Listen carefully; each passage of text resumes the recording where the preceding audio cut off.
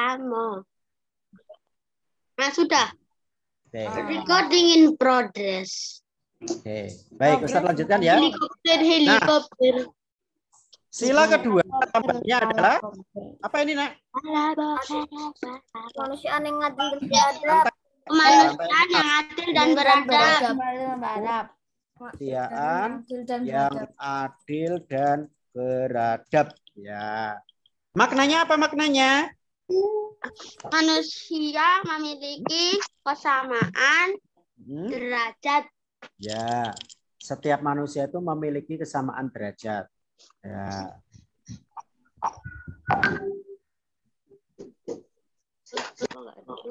Setiap manusia memiliki kesamaan derajat. Kalau di Indonesia setiap manusia itu juga memiliki ya, saling menghormati usaha.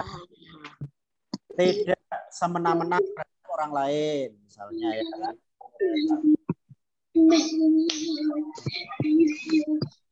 semena-mena tahu? Semena-mena itu apa? Tidak tahu.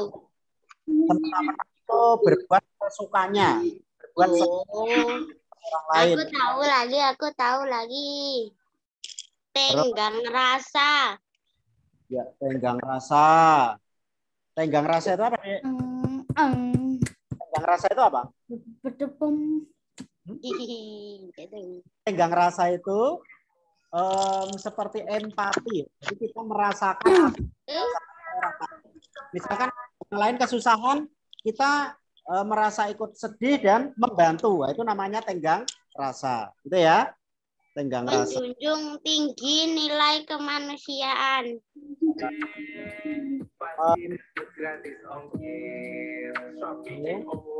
Menjunjung tinggi nilai kemanusiaan.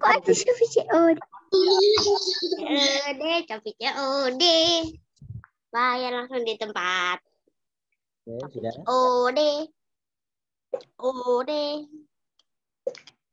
Menjunjung tinggi nilai kemanusiaan. Baik, maksud menjunjung tinggi nilai kemanusiaan ini misalnya ada bencana alam.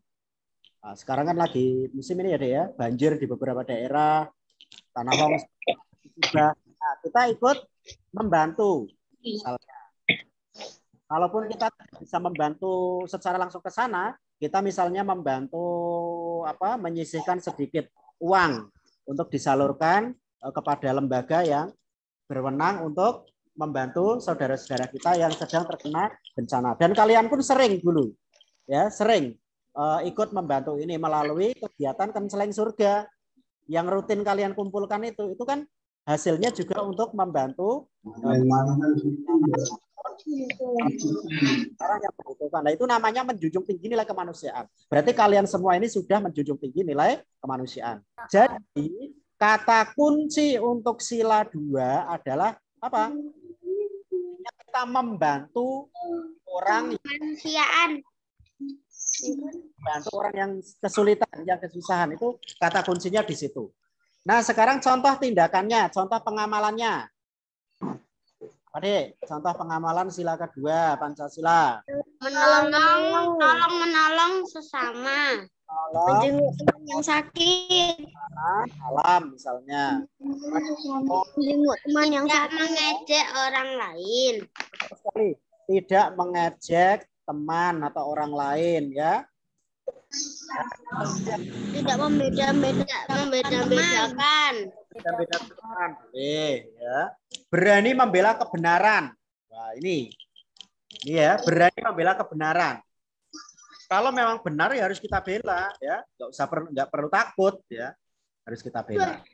Oke, sekarang lanjut ya, Nak ya. Ada gambar beringin. Persatuan Indonesia.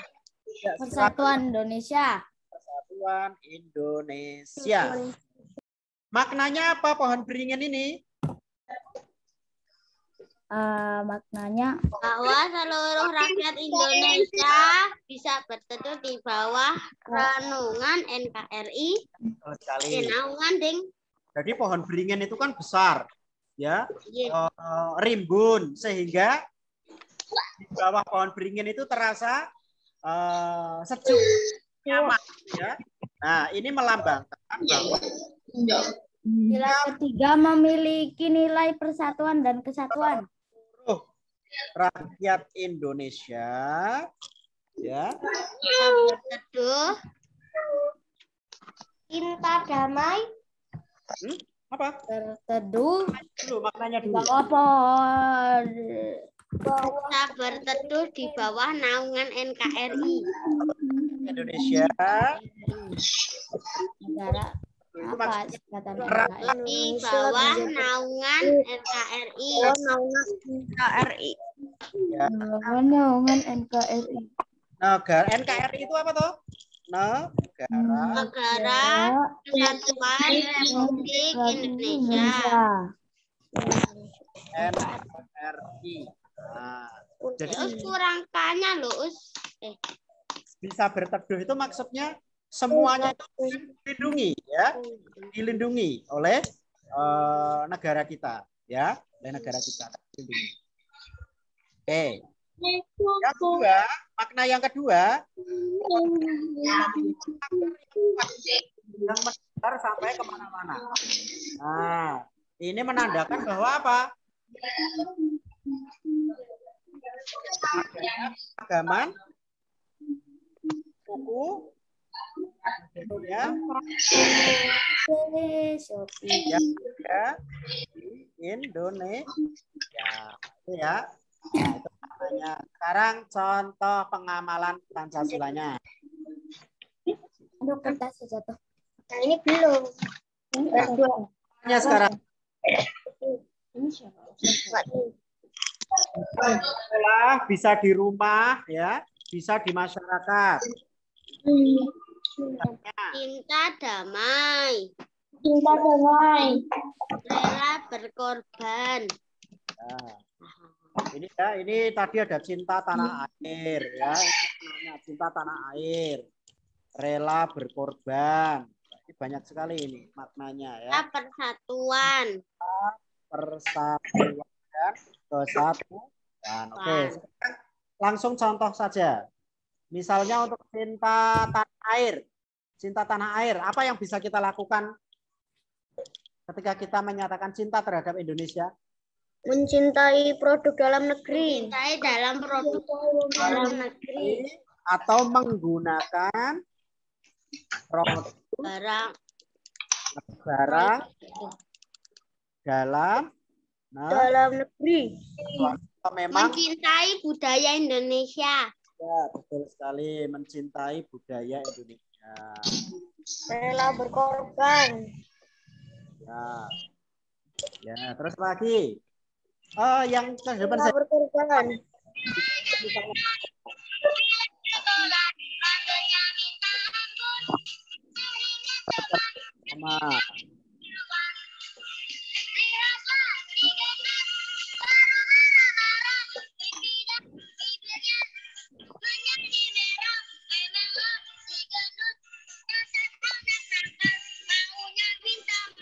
Rela berkorban.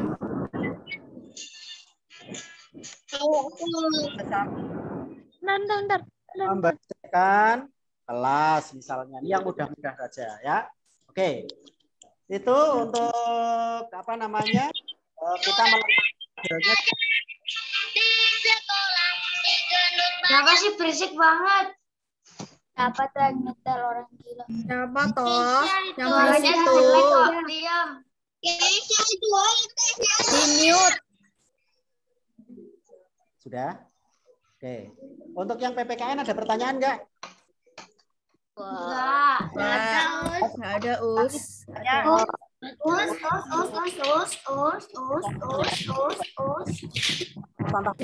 itu? Apakah anak baru? Sehari-hari. Biasanya biasanya Lukman, coba kamu raise hand. Tidak bisa melihatmu. Does more than Lukman. With Grammarly, you can find really good. No. Bukan. Di mute. Lagi-lagi. Biasanya Us dirimu nggak jauh. Ayo dong di mute. Di mute. Yang nyanyi lagu itu di mute aja, Us. Ya nggak jelas suaranya Gak jelas, gak jelas itu. Suaranya jelek kok dinyanyiin aja. Oh, itu tadi ada suara ikan. Ikan cupang nyanyi. Ber. Sama suara sekolah Indonesia itu di mute sama di remove aja, Us itu. Jangan, kasihan. Ya nggak apa-apa, itu mengganggu pelajaran. Nggak apa-apa kan. Itu kan juga mengganggu pelajaran atau virus. Udah toh kalian juga udah di. Jangan nggak usah bertengkar. Usah sok baik. Bisa dilanjut. Gila, mending didiam aja. Ntar takut di remove juga semua. Kamu itu kok yang bikin. Woi, stop, woi. Ustaz baru ngomong. Asal kalian yang rame. Ya, coba dari diri kalian sendiri kamu diam dulu coba. Tidak usah berkomentar terhadap teman. Ya udah teh. Ya kan? Ya. Kita lanjut ya. Tadi remove sama Ustadz Arifin. Ya. Kok masih ada komentar lagi? Ya. Baik. Kita lanjutkan. Untuk soal tambahan IPS tema 4 ya. Yang pertama. Sebutkan 5 contoh pekerjaan yang menghasilkan ini ya dia, bukan menghasilkan. Menghasilkan barang. Oh, menghasilkan. Biasanya jenis apa bentuk-bentuk soal untuk IPS ini apa namanya contoh sehari-hari, contoh kehidupan sehari-hari juga ya yang biasa kita temui. Biasanya dalam bentuk gambar ya.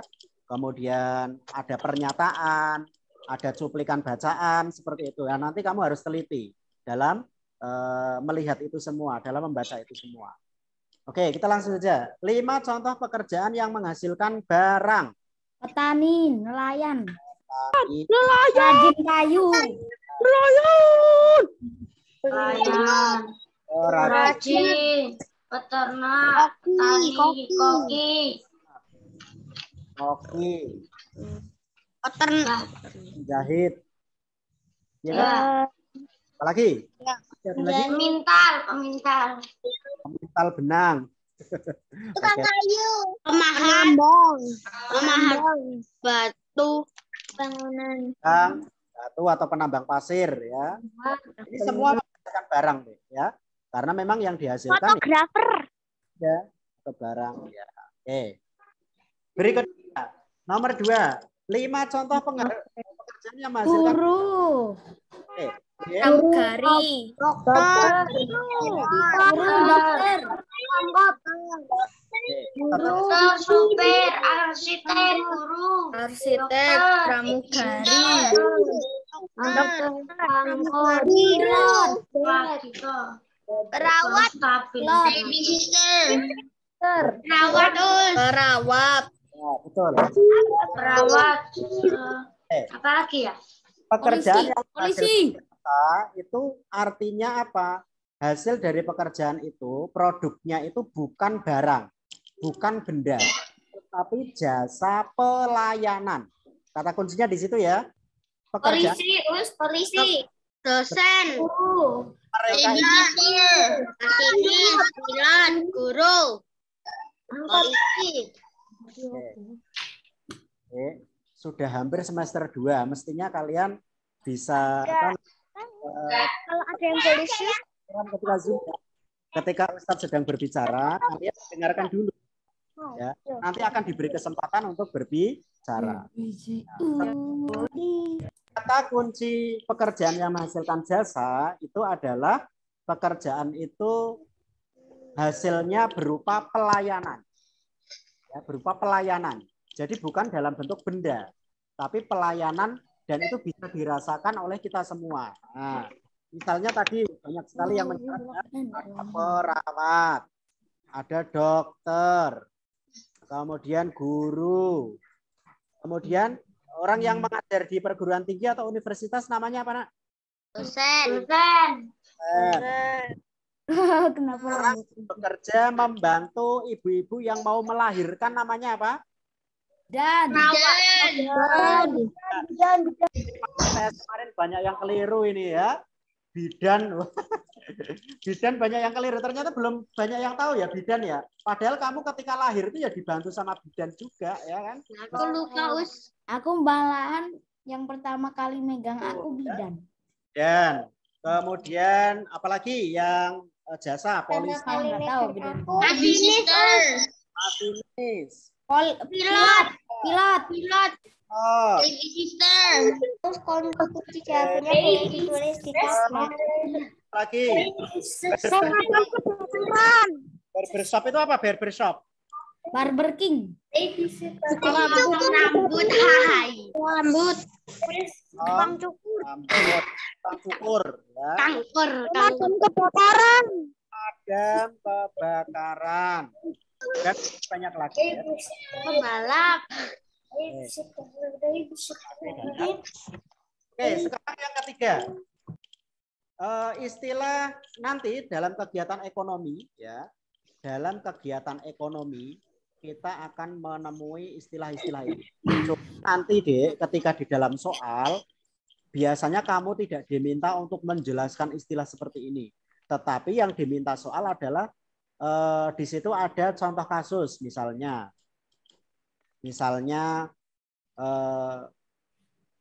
Pak Gavin setiap hari bekerja mengantarkan kasur ke Wonogiri misalnya. Mungkin gajah nggak bisa ngantar. Nah, berarti Pak Gavin itu dalam kegiatan ekonomi dia bertindak sebagai apa? Apakah nah, nanti seperti itu. Jadi kamu harus memahami dulu ya, memahami konsep produksi, distribusi, dan konsumsi. Oke, yang pertama, produksi. Apa itu produksi? Kegiatan menghasilkan barang atau jasa untuk memenuhi kebutuhan manusia.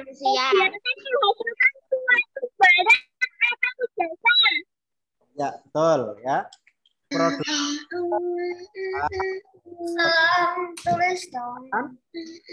menghasilkan atau membuat ya barang atau jasa. Nah, kata kuncinya ini, Dek. Kegiatan. Jadi, produksi itu kegiatan menghasilkan atau membuat barang atau jasa. Kata kuncinya di sini. Ya, kata kuncinya di sini. Nah, orang yang menghasilkan atau membuat barang atau menghasilkan jasa itu dinamakan Produsen. Berarti produsen itu apa? Pelaku atau pelaku yang menghasilkan atau membuat barang atau jasa. Jadi produsen itu orang yang melakukan kegiatan produksi, itu namanya produsen. Ya. Contoh, Pak yang setiap hari memahat batu untuk dijadikan kerajinan. Nah, misalnya ya. Berarti Pak Yafi adalah seorang. Loh, kok aku, Us? Soalnya Pak Yafi setiap hari memahat batu untuk dibuat kerajinan. Berarti Pak Yafi adalah seorang Produsen. Nah, kegiatan yang dilakukan Pak Yafi tadi adalah kegiatan menghasilkan. Aku yang menghasilkan atau membuat barang jasa. Paham ya? Membedakannya sudah bisa ya? Kegiatan dinamakan dinamakan produsen. Oke. Sekarang kegiatan yang kedua dalam kegiatan ekonomi. Nah, ini contoh pekerjaannya tadi ya. Ada nelayan, ada peternak, ya, hasilkan barang, ya. Ada perajin, pemahat, nambang, semua menghasilkan barang. pemotong, penebang pohon. Ya. Nah, sekarang yang kedua. kegiatan distribusi. Nah, distribusi. Apa itu kegiatan distribusi? Kegiatan menyalurkan hasil produksi dari produsen ke konsumen. Atau mudahnya itu menjual. Nah, kegiatan menyalurkan atau menjual barang ya atau hasil produksi. Nah, dari mana berarti? Dari produsen ke konsumen. Nah, ini namanya distribusi. Distribusi itu berarti apa? Barang yang sudah dibuat di pabrik, misalkan sepatu, pakaian yang sudah dibuat di pabrik, itu kan supaya sampai ke kita semua, itu kan tidak mungkin kita membelinya langsung ke pabrik toh. Apakah Mbak Najwa misalnya kalau mau beli sepatu harus ke pabrik? Apa itu? Tidak harus. Kan tidak harus. Cukup ke toko. Kemahalan harganya nggak bisa diskon. Cukup ke toko atau secara online. Nah, supaya barang itu sampai ke kita, nah itu membutuhkan kegiatan distribusi, membutuhkan penyaluran. Nah, ya. Nah, sekarang melakukan kegiatan distribusi namanya apa? Pelaku kegiatan distribusi. Pelaku atau orang yang melakukan kegiatan distribusi. Ini namanya distributor. Contoh pekerjaannya apa? Contoh pekerjaannya misalnya kurir. Apalagi? Kita kalau beli sales siapa? Beli sepatu siapa kita? Misalnya kalau beli sepatu. Hah? Sales bisa, sales oke lah. Oke. Mbak Najwa kalau mau membeli pakaian atau membeli sepatu biasanya di mana?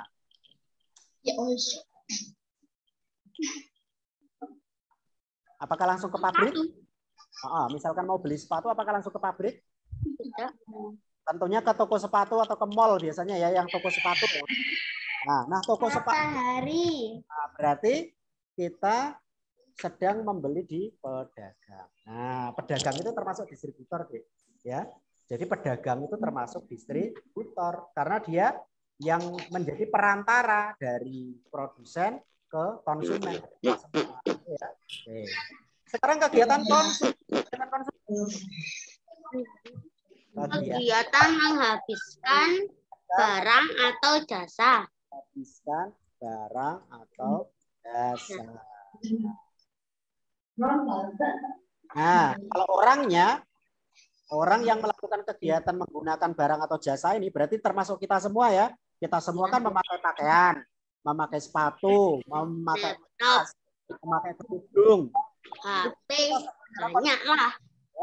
Kita semua adalah konsumen. Orang atau tidak terbatas.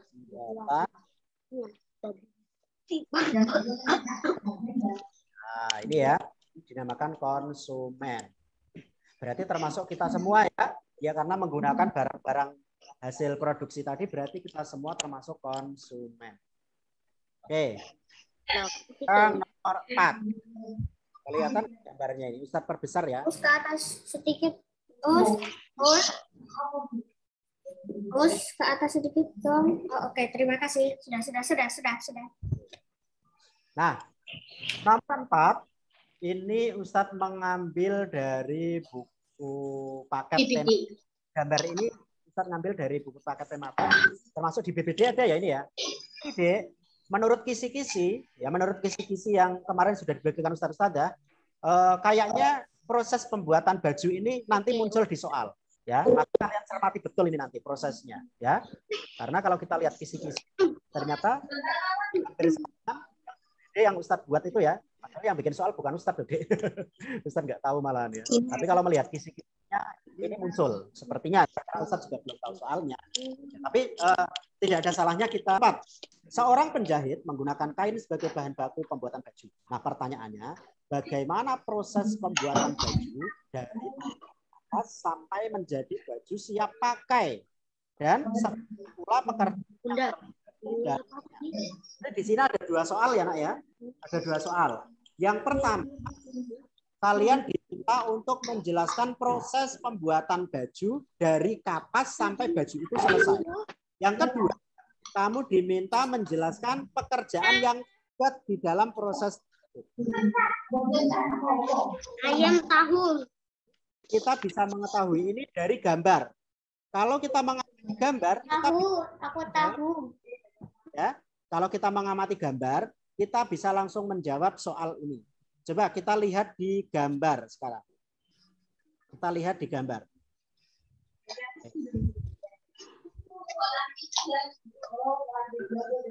Kita lihat di gambar ya, Nak ya.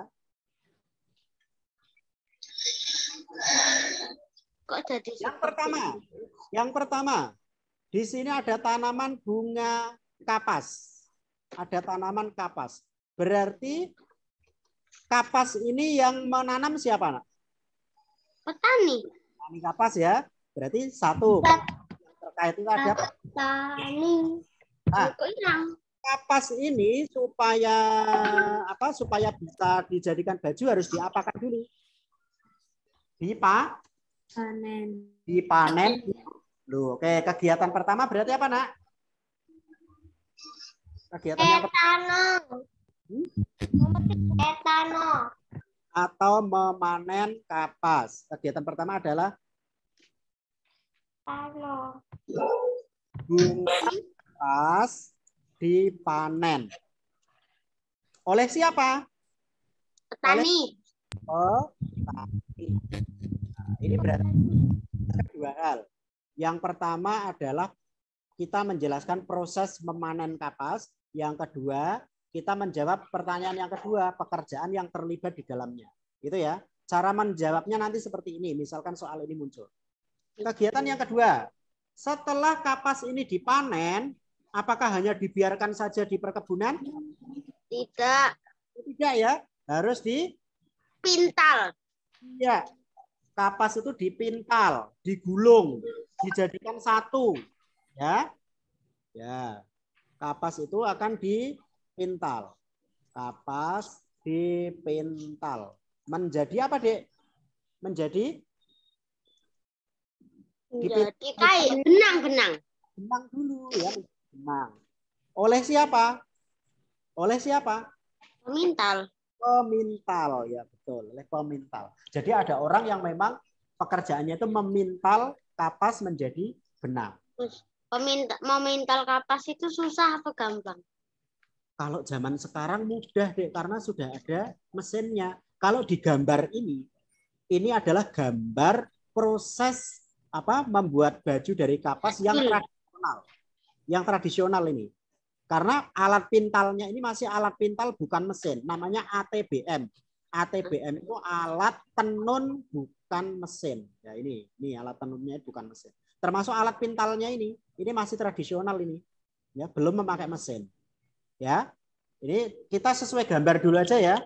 Kalau sekarang sih sebenarnya sudah pakai mesin yang lebih efisien ya. Hasilnya lebih banyak, lebih rapi itu ya, tapi kita sesuai gambar dulu aja. Nah, setelah dipintal menjadi benang, diapakan dari benang itu, Nak? Ditenun. Ya, benang ditenun menjadi Kain. Ditenun itu apa? Ditenun itu benangnya nanti dijadikan satu jadi lembaran kain. Baju yang kamu pakai itu kan kain, Pak itu. Dari kain kan? Kain dulunya adalah benang, Nak. Benang tapi dijadikan satu. Bagaimana caranya? Ada alatnya, namanya alat tenun. Ini tenun. Ini yang tradisional ini, Dek. Tradisional. Nanti digeret-geret itu ya, nanti jadi kain. Ya, menjadi kain dan diwarnai. Sekaligus diwarnai. Oleh siapa? Oleh siapa? Penenun. Nah, jadi pekerjaannya sesuai apa yang dikerjakan, ya. Yang memanen petani, yang memintal namanya pemintal, yang menenun namanya penenun. Kemudian setelah menjadi kain dan diwarnai, diapakan, Nak? Dibuat pola. Kain Dibuat pola. oleh siapa? Membuat pola. Penjahit. Yang membuat pola dan menjahit kita jadikan satu sekalian ya, Nak ya. Karena biasanya itu otomatis dia akan membuat pola. Jadi kalau kamu pakai baju, bentuknya bisa sesuai ukuran tubuhmu. Itu kan karena sebelumnya digambar, dipola dulu supaya tidak ngawur, ya kan? Harus diukur, dibuat gambarnya, baru dipotong, gitu ya, baru dipotong, baru dijahit. Nah, dibuat pola dan dijahit oleh penjahit, tukang jahit. Setelah menjadi baju, Dipakai. menjadi pakaian ya oleh penjahit. Setelah menjadi pakaian, diapakan? Pakaian dijual. Apa? Oleh siapa? Oleh konsumen. Pakaian dijual Pedagang. oleh pedagang. Konsumen itu yang beli. Pedagang, ya kan? Pedagang baru nanti apa? Dibeli oleh konsumen. Dibeli oleh Konsumen. ya. Sampai sini paham? Paham sampai sini? Paham. Misalnya nanti muncul soal seperti ini, tolong dijawab dengan lengkap. Satu lagi, misalkan nanti muncul soal seperti ini, tolong dijawab dengan lengkap. Paham ya? Jawabnya jangan asal-asalan, karena Ustadz sudah menjelaskan secara rinci ini, secara lengkap. Apakah harus sama plek dengan Ustadz? Tidak. Boleh menggunakan bahasamu sendiri, yang penting urutannya itu sesuai gambarnya ini. Bisa dimengerti, Nak? Bisa. Oke, baik. Sekarang nomor 5. Nomor 5 ini gampang, ini logika. Nah, nomor 5 ini logika. Jelaskan hubungan jenis pekerjaan tukang sayur dengan buruh angkut. Ada nggak hubungannya, Dek? Antara tukang sayur dengan buruh angkut itu? Ada, Us. Apa? Buruh angkot mengantar sayur ke penjual. Terus? Terus gimana? Oke. Siapa tadi nih yang menjawab tadi? Buruh angkut. Aku tadi. Angkut adalah buruh angkut. Sayuran. Buruh angkut Dari siapa? Dari petani kan? dari tukang sayur. Ini ke Dari petani. sayur. Ya kan? Kemudian dari pedagang sayur macam pedagang yang besar. Nah, tukang sayurnya tadi itu kan membeli dari pedagang. Ya kan? Baru dijual kembali. Ya kan? Nah, tukang sayur membeli sayuran dari pedagang untuk dijual kembali. Jadi, nah kita akan tahu hubungannya nanti di sini. Jadi, seandainya tidak ada buruh angkut, apa yang akan terjadi? Sayuran tidak bisa diantar. Ya. Tukang sayur bisa jualan nggak kira-kira kalau tidak ada buruh angkut? Nggak bisa. Tidak. Ya, nggak bisa. Kalaupun bisa, Tidak. membutuhkan waktu yang lebih lama karena dia harus angkut-angkut sendiri, gitu kan? Ya, jadi, tapi sebaliknya, Tidak. kalau misalkan tukang sayur ini mogok, Tidak. Sayur. misalnya tukang sayur ini mogok tidak mau jualan, kira-kira buruh angkutnya dirugikan nggak kira-kira? Jelas. Jelas ya, karena dia tidak bisa. Jadi hubungan pekerjaan antara buruh angkut dengan tukang sayur. Terus kok burung angkut? Burung angkut. Burung nggak tuh? Buruh angkut dengan tukang sayur adalah saling membutuhkan. Kesimpulannya kayak gini. Hubungan pekerjaan antara buruh angkut dengan tukang sayur itu saling membutuhkan. Ya kan?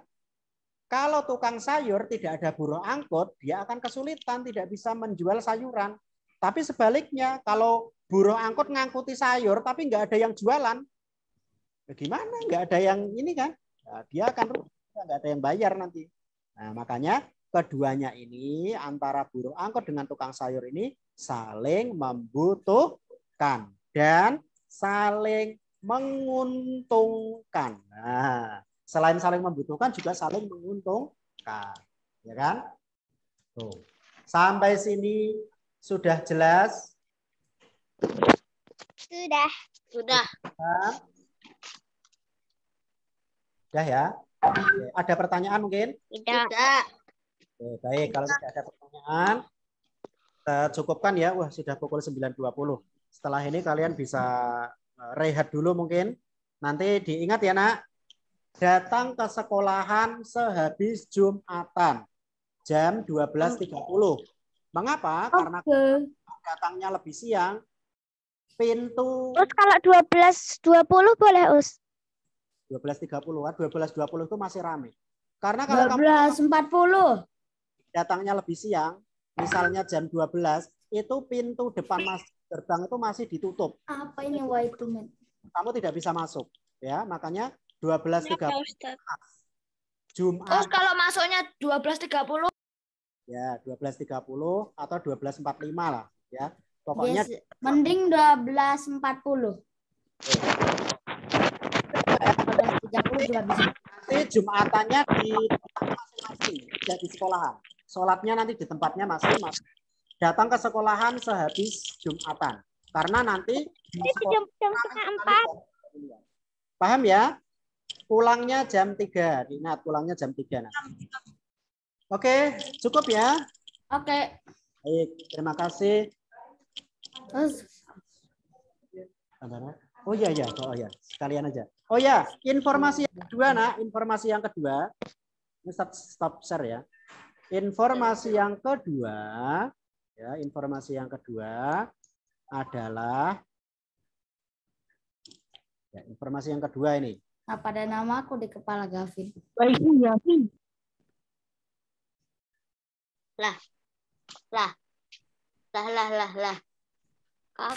Informasi keduanya apa, Ustadz? Ya. Informasi keduanya. Ya, informasi yang kedua sekarang. SPDP. Sebentar. Ya. Informasi yang kedua. Perhatikan, dulu kok sudah tinggal 55, padahal informasinya penting sekali ini. Informasi yang kedua, karena besok Sabtu itu masuknya pagi, jam 7 kan? Zoom-nya nanti malam. Ya, betul sekali. Karena besok Sabtu itu masuknya pagi, maka untuk tambahan tema 5 itu Jam berapa? nanti malam. Jam ya, 7 sehabis Isya. Kamu sholat Isya dulu, baru nanti. Paham? Karena besok masuknya jam 7, kita kan nggak mungkin tambahan besok pagi. Maka untuk tambahan tema 5 akan kita lakukan nanti malam insya Allah pukul 19 atau pukul 7. Terus kok nggak siang? Paham ya? Baik, terima kasih. Gavin, cara unmute dengan cepat itu kayak gimana sih? Kita akhiri dengan Sama A. Oke. Alhamdulillah. Wah, bisa. Doa penutup majelis. Subhanakallah. Asyhadu an la ilaha illa anta wa atubu ilaik. Terima kasih. Ini nge-lag, Us. Nge-lag. Gavin nge-lag, aku nge-lag, semuanya nge-lag. Terima kasih ya. Laptopku sampai nge-crash. Assalamualaikum warahmatullahi wabarakatuh.